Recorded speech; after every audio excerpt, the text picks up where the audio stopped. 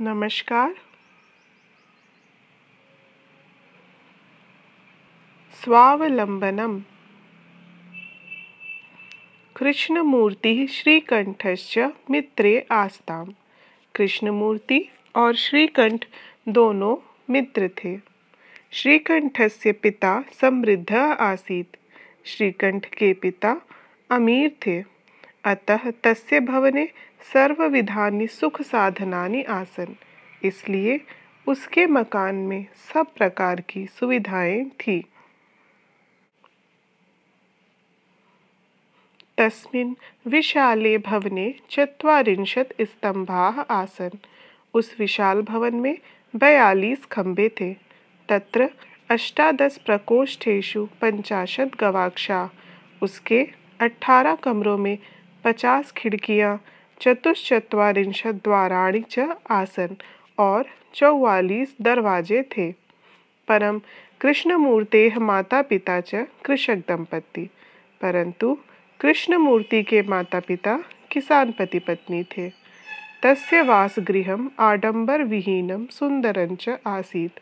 उनका घर दिखावे के बिना और साधारण था। एकदा श्रीकंठः तेन सह तस्य गृहम् अगच्छत्। एक बार श्रीकंठ उसके साथ उसके घर गया। तत्र कृष्णमूर्तिः तस्य माता पिता च स्वशक्त्या श्रीकंठस्य आतिथ्यम् अकुर्वन्।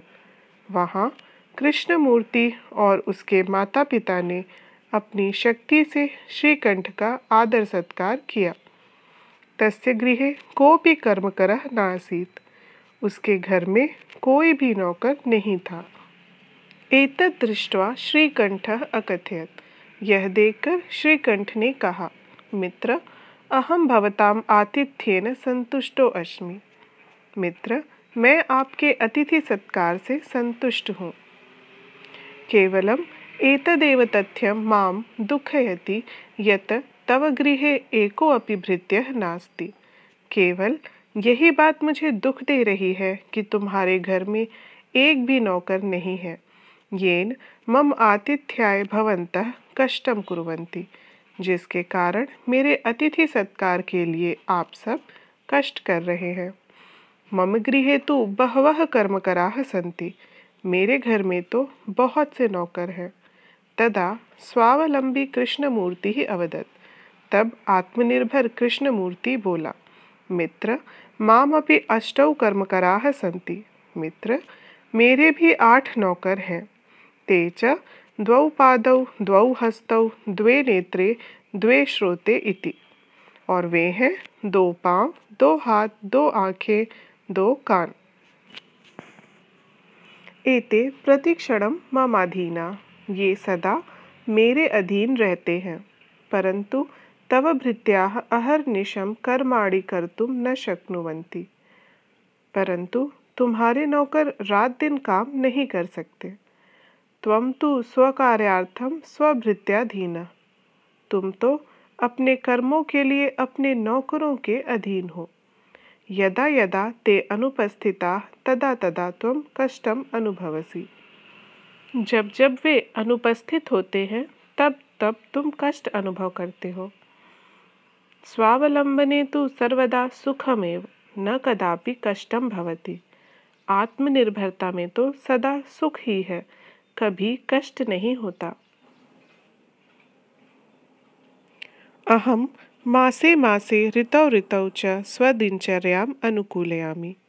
मैं हर महीने और हर ऋतु के अनुसार अपनी दिनचर्या को अनुकूल बनाता हूँ। एतत् श्रुत्वा श्रीकंठः अकथयत्। यह सुनकर श्रीकंठ ने कहा, मित्र, अहम तो न जानामि के मासाः भवन्ति के च ऋतवः।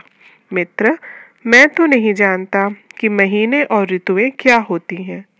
एतत् श्रुत्वा कृष्णमूर्तिः 12 मासानां षण्णां ऋतूनां च नामानि अवदत्। यह सुनकर कृष्णमूर्ति ने 12 महीनों और 6 ऋतुओं के नाम बताए। श्रीकंठः अपृच्छत्, एकस्मिन् मासे कति दिनानि भवन्ति। श्रीकंठ ने पूछा, एक महीने में कितने दिन होते हैं। कृष्णमूर्तिः अवदत् एकस्मिन् मासे 31 दिनानि भवन्ति। कृष्णमूर्ति बोला, एक मास में 30 या 31 दिन होते हैं। फरवरी मासे 28 दिनानि भवन्ति।